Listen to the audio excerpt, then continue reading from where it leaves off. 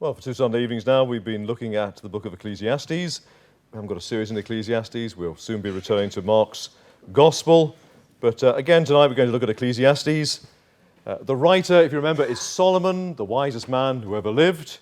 And the question Solomon addresses is, why am I here? What's the point? Am I missing something? What's the answer? And just like a philosopher, Solomon often leaves things hanging in the air, and he leaves it for us to do the arithmetic. Now, last time we looked at some of chapter 8 and most of chapter 9. Do you remember what Solomon said? He said, our life is framed, if you like, by 2 bookends. Bookend number 1, God is unknowable. There may be a God, maybe there isn't a God. If there is, you can't know him. Bookend number 2, death is the end. And what lies between those two is your life and mine.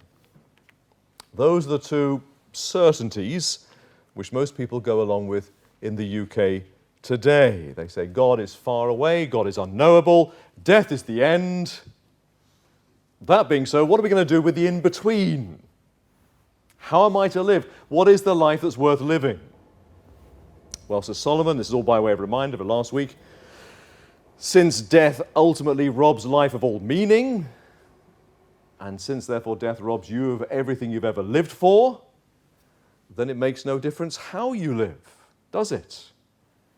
And there's no point looking for answers, and since God is unknowable, seeking to please him is a waste of time, and since life is short and life is unfair, and that the only day that you can guarantee is today, well then, enjoy today to the full. Chapter 8, verse 15, so I commended enjoyment, because a man has nothing better under the sun than to eat, drink, and be merry, for this will remain with him in his labor all the days of his life which God gives him under the sun. So Solomon, just be thankful you're alive. Make hay while the sun shines. And since there's no love or parting beyond the grave, then love and party now. Chapter 9, verse 8, let your garments always be white, and let your head lack no oil. Live joyfully with a wife whom you love all the days of your vain life, which is given you under the sun, all your days of vanity. For that is your portion in life, and in the labor which you perform under the sun. Ultimately, your life is meaningless. So who cares what you do? Just do it. Get on with it. Do it today, because today's the only day you've got to do it. Verse 10, whatever your hand finds to do it with all your might, for there is no work or device or knowledge or wisdom in the grave where you are going. So Solomon's message last week was, eat, drink, and be merry. What did you think of Solomon's message? What do you think of his conclusion? Are you happy with it? But Solomon, sometimes I get bored and lonely and sad. I can't just eat, drink, and be merry. And aren't you confusing pleasure with satisfaction? We've never had more pleasure, but never been less satisfied. Solomon, I can't believe you really say this. Eat, drink, and be merry. It's hollow. It doesn't ring true. It sounds like we're distracting ourselves. It sounds like we're avoiding the issue. We're all playing pretend. That actually our lives are boring and we don't know what to do, so, well, let's eat, drink, and be merry. Solomon, it doesn't work. Really, says Solomon, chapter 10? Well, in which case, then, you'll just have to make do. And that's the theme, that's the message of chapter 10. Making do, making the best of it. So please have chapter 10 open in front of you. It's page 594. And Solomon has 6 things to say. And number 1 is better wisdom than folly. That's the first 4 verses. Verse 1, dead flies putrefy the perfumer's ointment, and cause it to give off a foul odour. So does a little folly to one respected for wisdom and honour. Okay, it's dropped into the English language, isn't it? A fly in the ointment. In the ancient East, perfumer's ointment was highly prized, sort of life-enhancing aromatherapy. But all it takes is just one fly to ruin it. Suppose tonight you get your cup of tea after the service, and there floating in your tea is a fly. Well, it's no good saying, well, it's fine, it's still 99% tea. You'll be all right. So you just the little destroys the whole. So does a little folly to one respected for wisdom and honor. To ruin a hard-won reputation, all it takes is a moment of madness, a single indiscretion, a solitary lapse, and a wise man's name will forever be associated with a bad smell. Think of Sir Malcolm Rifkind, former Foreign Secretary, Chairman of Parliament's Intelligence and Security Committee. A safe pair of hands, an honourable man, a politician respected by all for his judgment. But he's had to stand down as chairman of the committee. And he's announced that he won't be standing as an MP for the safe seat of Kensington. He's stepping down as an MP after what he described as making errors of judgment in a cash for access scandal. Dead flies putrefy the perfumer's ointment and cause it to give off a foul odour. So does a little folly, an error of judgment, as he put it, to one respected for wisdom and honour. And his career is over. Well, look at verse 2. A wise man's heart is at his right hand, but a fool's heart at his left. Well, what does that mean? Well, when the Bible speaks about the heart, it means the real you. And in the Bible, the right hand is associated with blessing and honor, and the left hand with cursing and dishonor. So what Solomon is saying is, he's saying the wise man always inclines to what is good and honorable, and the fool always inclines to what is bad and dishonorable. If you like, the fool's got a wonky wheel on his trolley. There's a bias that always moves him to the left. He can't stop himself from making stupid choices. If you like, when he's thrown the ball, he can't catch it with his right hand. He tries to catch it with his left and, of course, therefore drops the ball. Better to be wise than foolish. Verse 3, even when a fool walks along the way, he lacks wisdom, and he shows everyone that he's a fool. So Solomon, you just can't hide a fool. His whole manner and bearing, even just walking along the street, tells you he's a fool. Proverbs says the only way a fool can disguise himself is by keeping quiet. Even a fool is counted wise when he holds his peace. When he shuts his lips, he is considered perceptive. But then, of course, as soon as he opens his mouth, he gives himself away. Now, one way you can spot a fool is by the way he reacts to rough treatment. So verse 4, if the spirit of the ruler rises against you, do not leave your post, or don't leave your seat. Someone is saying, look, don't jump to your feet and say, well, how dare you speak to me like that? Be wise. Think before you act. Stay in your seat. Don't be too quick. Rather be gentle, gracious, conciliatory. Don't aggravate the situation. Be a peacemaker, a healer. For conciliation pacifies great offenses. So says Solomon, in making do of life, how are you going to make do of life? Well, be wise. Because wisdom is it lubricates the wheels. It softens the blows. Wisdom is the way to honor and blessing and recognition and to being somebody. And that at least is something, isn't it? Better wisdom than folly. Okay, point number 2, or observation number 2 of Solomon. He says the world's upside down. Verses 5 to 7. There is an evil I have seen under the sun, as an error proceeding from the ruler. Folly is set in great dignity, while the rich sit in a lowly place. I've seen servants on horses, while princes walk on the ground like servants. See what Solomon's getting at. In spite of what he said about fools, he actually says, well, I know what I've just said about fools, but actually often we find fools in positions of authority and influence. After all, Solomon said the previous chapter, chapter 9, verse 11, time and chance happen to all. So sometimes those who can't do, and those who can, don't. And you find the ill-equipped take the best jobs, and those who are the best qualified take the lowest jobs. So sometimes you find the fools are on the throne, and the wise are at the gate. I've seen servants on horses while princes walk on the ground like servants. The world's upside down. It's the wrong people who get lucky. And the right people, well, often they're the unlucky ones. So the Emperor Caligula had his horse elected to the Senate in Rome.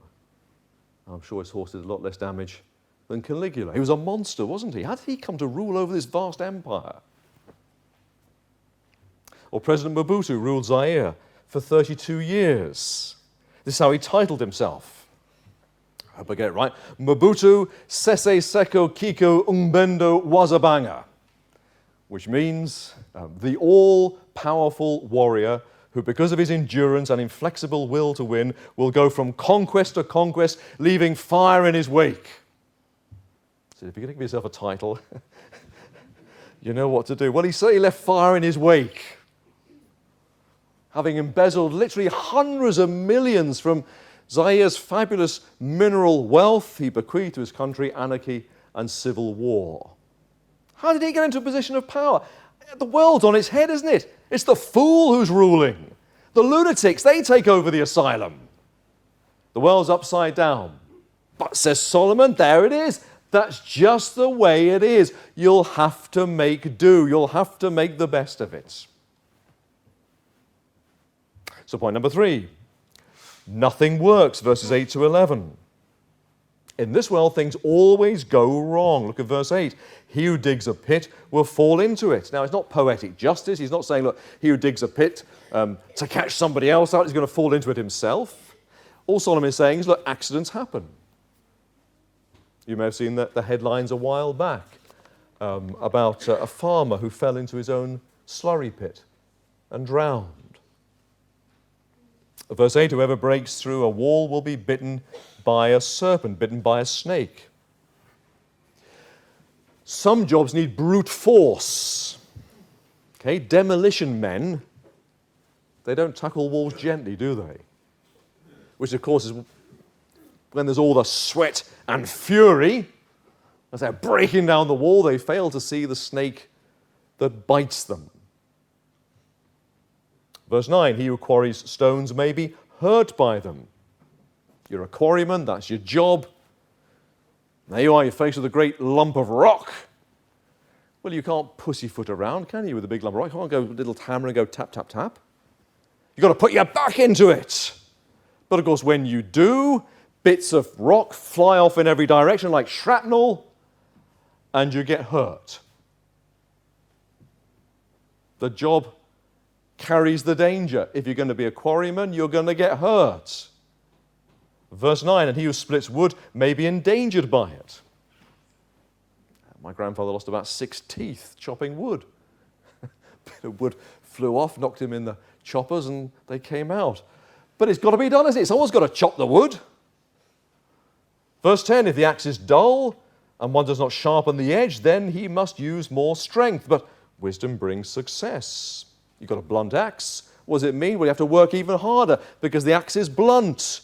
But if you actually stop and think about it before you go charging in, you think, this is wearing me out. I've got a blunt axe. What do? I'll sharpen the axe. And if I sharpen the axe, that requires less effort. It'll go through the wood more cleanly, so less haste, more speed. Verse 10. But then, says Solomon, it's not always like that. Look at verse 11. Now, the New King James Version is not a very good translation of verse 11. The ESV catches it much better. This is what the ESV says. If the serpent bites before it is charmed, there is no advantage to the charmer. He's comparing verses 10 and 11. You see what Solomon is saying, his point. In verse 10 he says, stop, think, take your time, don't rush in. Just make sure the axe is sharp before you start your job. less haste, more speed. But then he says, verse 11, the opposite is true. Because if you're charming a snake, what do you need for charming a snake? You need quick reactions. And if you don't react quickly, if you don't get charming, you'll get bitten. If you're charming a snake, you can't take your time, can you? Because it'll bite you. So one job requires you to stop, think, take your time. Here's another job. You can't stop and think and take your time. In other words, he's saying that in life, wherever you go, there's frustration built into it. There's danger, there's difficulty. These things are just built into everyday life. And whatever you do, something always goes wrong. Nothing works. It's your job to quarry stone, then you get injured by it. It's your job to chop wood, and when you do, you get injured by it, and so it goes on. It just seems to be built into the system. Nothing works. But, says Solomon, you'll just have to make do, won't you? That's the way it is. He makes a fourth observation. Stuck in the middle with you. Verses 12 to 15. Clowns to the left of me, jokers to the right. Here I am stuck in the middle with you. Who are you stuck in the middle with? Look at verse 12. For the words of a wise man's mouth are gracious. Fine, I don't mind being stuck with a gracious wise man, but the lips of a fool, being stuck with a fool.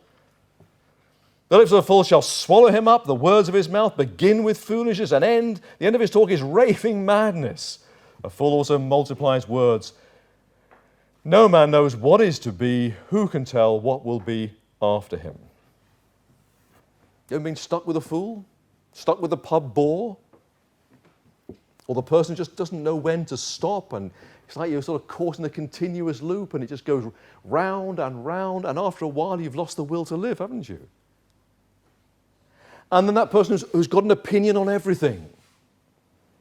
And they lay down the law and they tell you what will be and what they think and how it's going to turn out, and on they go. Says Solomon, verse 14, a fool multiplies words. No man knows what is to be. That person who stands up and says, I'm going to tell you what's going to happen, how does he know? If he talks like that, he's a fool. Who can tell what will be after him? You ever been stuck with those sorts of people? Says Solomon, you've been stuck with a fool. Stuck in the middle with you. And of course, the great irony of fools is for all their words, they haven't got a clue about anything. They're so wrapped up in themselves that they can't see anyone or anything else, verse 15. The labor of fools wearies them, for they don't even know how to go to the city. Because fools never listen to anybody else, they never listen to any advice, because they're so sure of themselves, because all they're interested in is them and their little world, because it's all about me, well, they stumble through life and they make things harder for the rest of us. Therefore, they don't even know how to go to the city, as someone put it. They can get lost on an escalator. You ever been stuck with fools? Oh, stuck in the middle with you. Says Solomon, you'll just have to make the best of it. So observation number 5, or point number 5, politicians. How many days to the election? I know one person knows. 59. I knew it was on the tip of all your tongues. 59 days to the election. Well, look at verse 16. Woe to you, O land, when your king is a child, and your princes feast in the morning. Blessed are you, O land, when your king is the son of nobles, and your princes feast at the proper time, for strength and not for drunkenness. So who's going to be in power after May the 7th? Well, Sir Solomon, pray that it's not a child. Woe to you, O land, when your king is a child. Now, it doesn't mean literally a child. But what is it about children? Children lack discernment, don't they? They don't see the way things really are. He's speaking about someone who lacks wisdom, lacks discernment, lacks insight. They may be very clever, they may have lots of knowledge, But knowing lots of things is not the same as wisdom, is it? It's not the same as discernment. And if after May the 7th the Prime Minister is a child, don't be surprised if those under him, far from serving the nation, serve themselves, says Solomon. Woe to you, O land, when your king is a child and your princes feast in the morning. They're just there to serve themselves. They don't feast at the proper time. They're just looking after number one. So pray whoever's elected is fit to lead. Verse 17, blessed are you, O land, when your king is the son of nobles. And the sense there is someone who is wise, discerning, trained for high office, a servant king. And of course, if you have such a leader, then no surprise if those who are under the leader, because he will choose the right people, they will serve the country and not themselves. Verse 17, the princes will feast at the proper time. Nothing wrong with feasting, provided it's the proper time for strength. That's why they're doing it, and not for drunkenness. So come May the 8th, we don't want a child. We want someone who's discerning, who understands, who sees into things, who's wise. And if we get a child, then the country will fall into further decay and before it collapses altogether. Look at verse 18. Because of laziness, the building decays, and through idleness of hands, the house leaks. If you have a child who leads, then those who are under him, you've got the wrong people there, and the whole thing, the whole house eventually falls and collapses. Maybe the UK will break up. And of course, what's true of the nation is true of any institution. Schools, hospitals, Ofsted, business, the military. So Solomon, leadership matters. Character matters. Morality matters. What we need is wisdom, discernment, not just cleverness and giftedness and knowledge. Leadership matters. Verse 19, a feast is made for laughter, and wine makes merry, but money answers everything. What do you think Solomon's getting at there?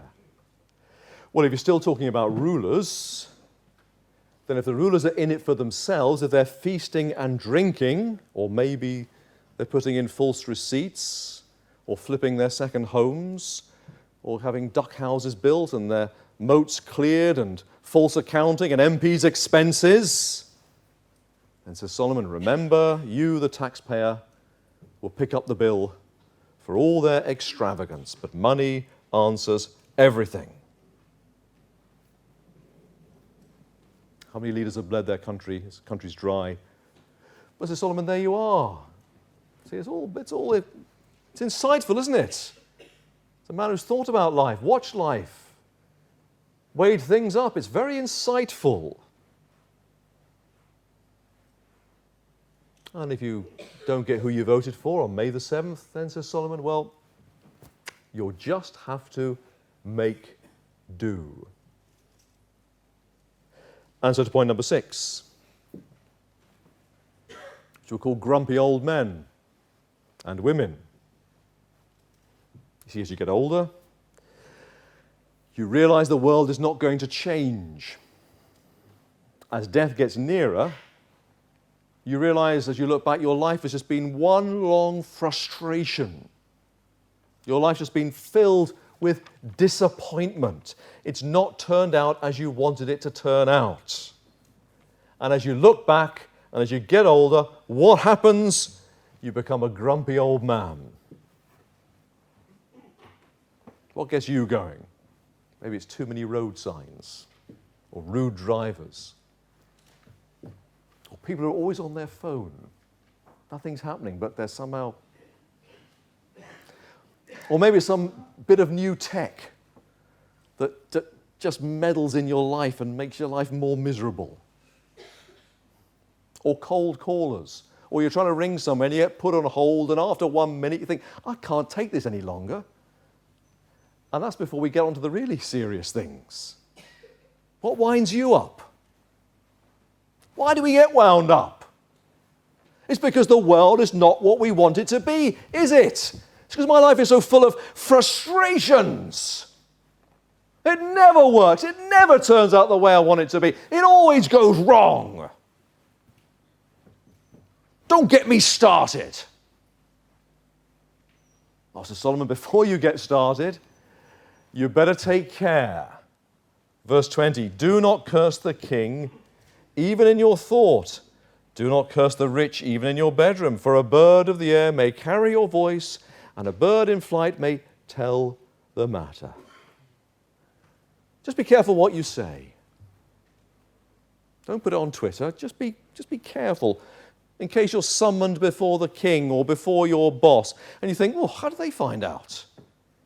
And they'll say, little bird told me.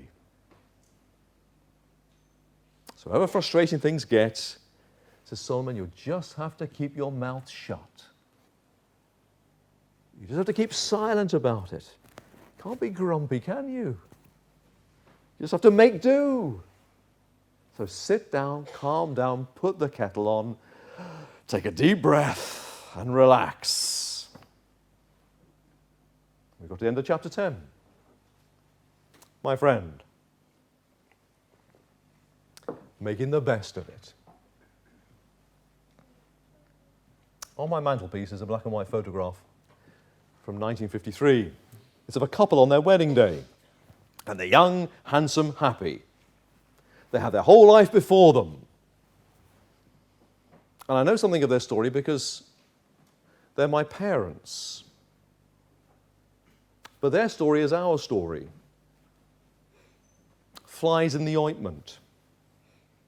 Bad decisions as well as good. Healing words and words that made things so much worse. And a world sometimes where things are just standing on their head. My father was in the film business. One of his films was the Oscar winner Chariots of Fire. But as he worked on the film for his company, it was the biggest film his company had ever had. His superiors didn't make his life easy at all. They made it much harder because they didn't understand. It was beyond their area of competence. But then when the film was such a success, it was those who made his life so difficult, they were the ones basking in the applause. I've seen servants on horses and princes walk on the ground like servants. A life of hurts and frustrations and letdowns. A life of being stuck with fools and being foolish. And at times nothing worked. The world wasn't as they wanted it to be. But they just had to live each day. They just had to make do before death swept them away. Life, says Solomon, is one long letdown. And even, my friend, even if you have a perfect day, there's still a fly in the ointment. Why? Well, it's the knowledge, isn't it? I can never recreate this moment again. You ever felt that? You have a perfect day, everything's right, everything's wonderful, and yet even then there's that thought in the back of my mind, I can never recreate this. When this day goes, it will be gone forever, and all I will have is the memory. I wanted to hold on to it, I wanted to keep it, I wanted to live this day forever, but I can't. It's gone. The perfect moment never lasts. And what are we left with? We're left with having to make do. And sometimes we hang on in quiet desperation, waiting for something to turn up, waiting for something to change. You see what Solomon's doing? If we say God is unknowable, and death is the end, and what is in between is our lives, then, says Solomon, if that's the case, then you'll just have to make do. You'll have to make do with your short, frustrating, disappointing life. You'll have to put up with it. You have to make the best of it. And everything in us cries out and says, but I can't live like that. I don't want to live like that. I don't want to make the best of a miserable life. Well, says Solomon, maybe then it's because you are building on the wrong foundation. Maybe God is knowable, and you've crossed him out. Maybe there is life beyond the grave. Maybe there is a better answer than making do. And praise God there is.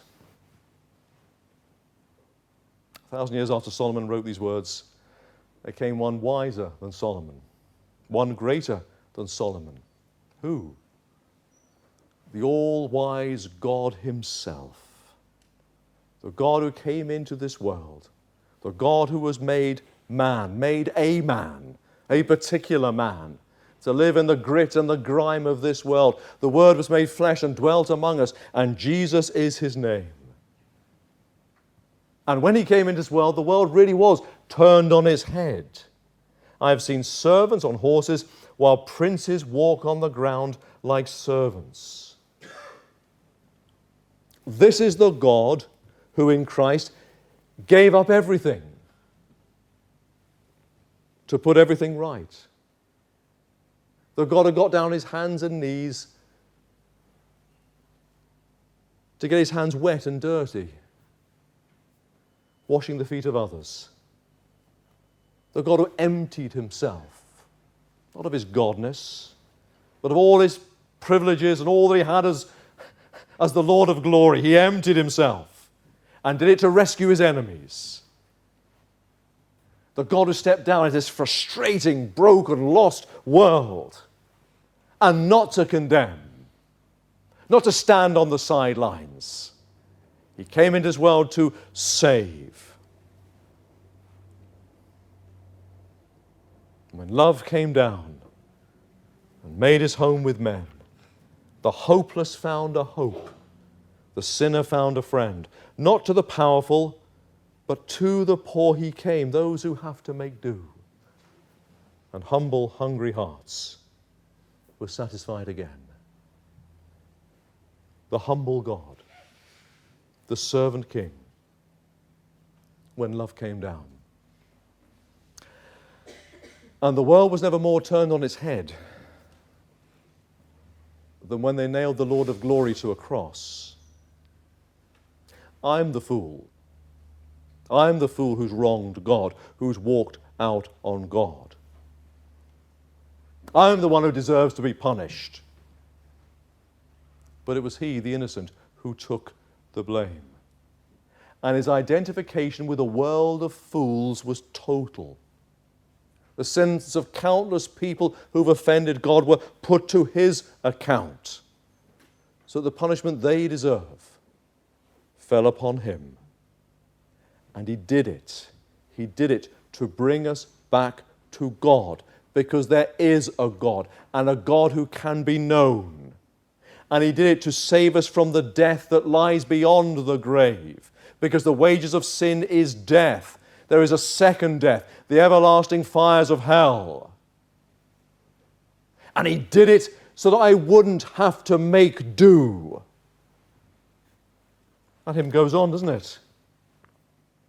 When every unclean thought and every sinful deed was scourged upon his back and hammered through his feet, the innocent is cursed, the guilty are released. The punishment of God on God has brought me peace.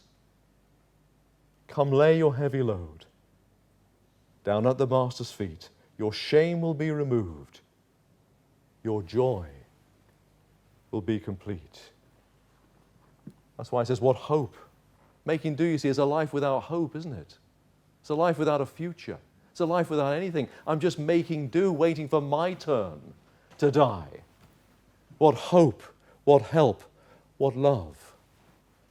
And in the gospel it's here tonight. Because every time this gospel is preached, Christ is present, opening his arms wide. So hear his voice tonight.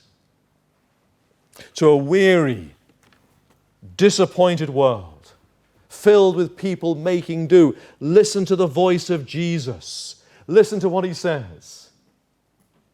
Come to me, all of you who labor and are heavy laden, and I will give you rest. Take my yoke upon you and learn from me, for I am gentle and lowly in heart, and you will find rest for your souls. Do you see the picture? I was in Sri Lanka. I saw 2 oxen pulling this massive cart with a great load on it. The strain was enormous, and as they were pulling it, one stumbled. But it didn't fall. It didn't fall because it was yoked to the other ox, and the other took the strain. You see what Jesus is saying? He's saying, my friend, the reason you're frustrated and disappointed and hanging on in maybe quiet desperation is because you're going your own way, and your own way is the wrong way. And what makes it worse is that you're doubly loaded by your sin, by your guilt, by your shame, and you know exactly what he means. We all have a personal history that we carry around with us. And so Jesus says tonight, stop going your way and come to me. Stop making do and start to learn from me. And put your neck under my yoke. Let me take that load that's crushing you, that's breaking you. And don't shrink from what I say, says Jesus. You've been conditioned too long to think that if you go that way, it's only going to be trouble and make things worse. It's not what you fear it is. It's a yoke that's lined with love. And as you come to me, says Jesus, you'll find that the touching point is my gentleness, for I am gentle and lowly in heart. Says Jesus, come to me. Walk with me. Walk beside me. Take my yoke upon you. Surrender to me. And as you do, you will find rest for your soul. For my yoke is easy, and my burden is light. Come crucify your pride and enter as a child. For those who bow down low, he'll lift up to his side. Let's sing a hymn.